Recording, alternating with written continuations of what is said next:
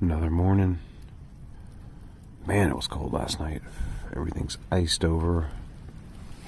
My shoes are like a block of ice.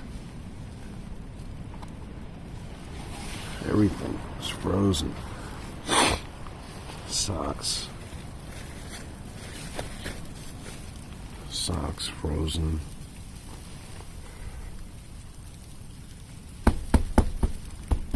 That's my sock.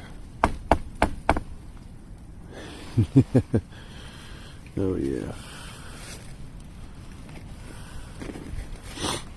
Ooh, about to make some coffee, some breakfast essentials, and warm up a little bit. I'm gonna be here probably for a little while, defrosting.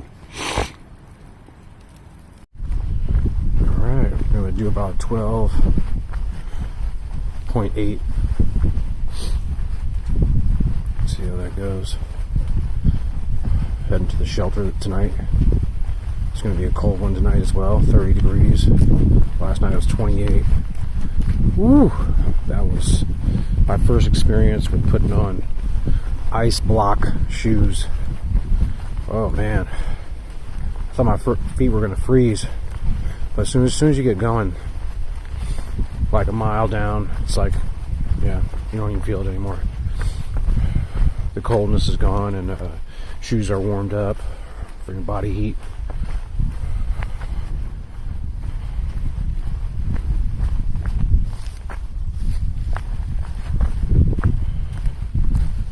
Somehow that just caught just right there. That little branch is holding that tree up from just slamming down. So that tree hit this tree. This tree hit that tree. Yeah. Alright. Get near some water. I can hear it flowing. I have enough water right now. Don't need to grab any.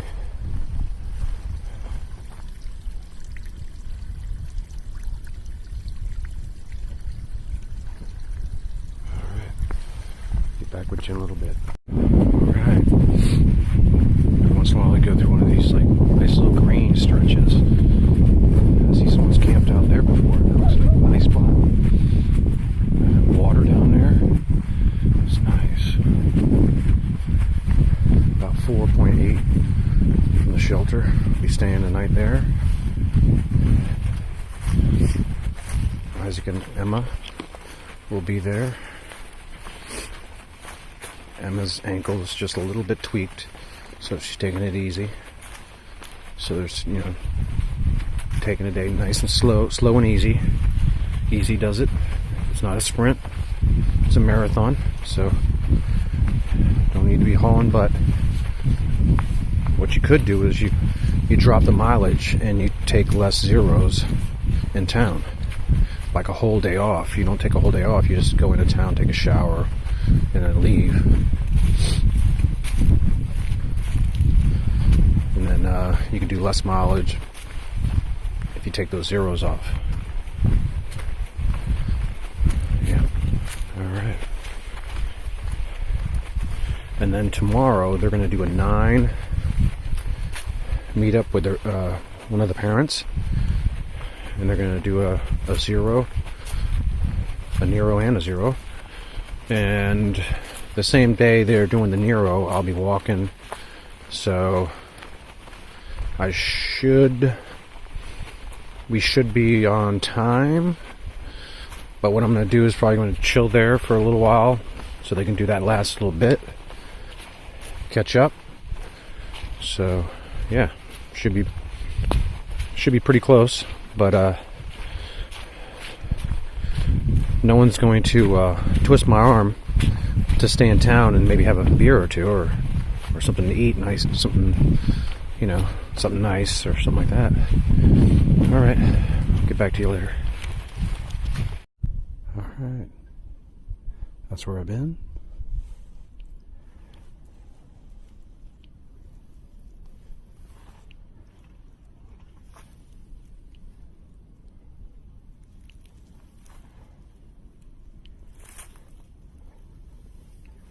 And that's where I'm going.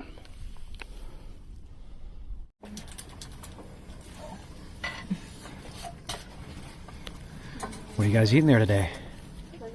What's on the menu? Ramen bomb. Ramen bomb. What? Yeah.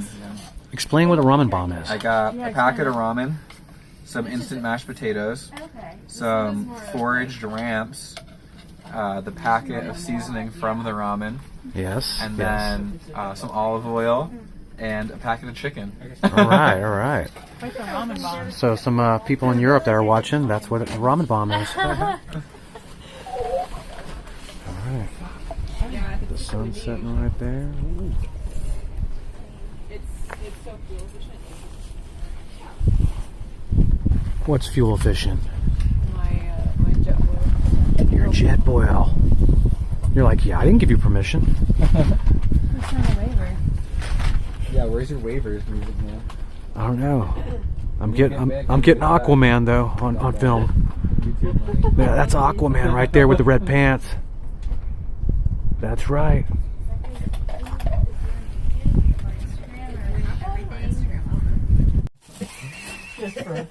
It's dark and I can't find the privy and I'm looking around. So I zero my tent that day and the next day I woke up. I mean, it's still cold, but it wasn't 35 below up there. And I push over the Bigelows, the sunset on me, and I get to camp. Camp Christmas Eve. Don't forget, the sunset's at like 4:15 that time of year up there. So it's dark. I'm hiking for like 3 hours in the dark to get down to camp. You go down the Bigelows, it's really steep, and you go over the Horn, and then you go to Horn's Pond, there's a lean-to. So I walk into the lean-to. It's late, and I'm so I did 13 and a half miles that day, and I sneaked in the Oregon Trail the whole way. I get to the lean-to, I take my ice axe, I take my water bottle, and I walk to the water source. There's a blanket of snow, and on the tree it just says spring. And I'm like, where the hell is it? So I start clearing all the snow, and I see this big sheet of ice, and I'm like, well, I guess this must be it. And I start hacking away with my ice axe. It was like, it had to be like 3 or 4 inches of ice. And finally, like 20 minutes later, I get some water to come up to the top of the thing. I'm like scooping like a sip at a time into my thing. And I like waddle back to the lean-to and I'm heating it up and I'm like sitting there like watching it warm up.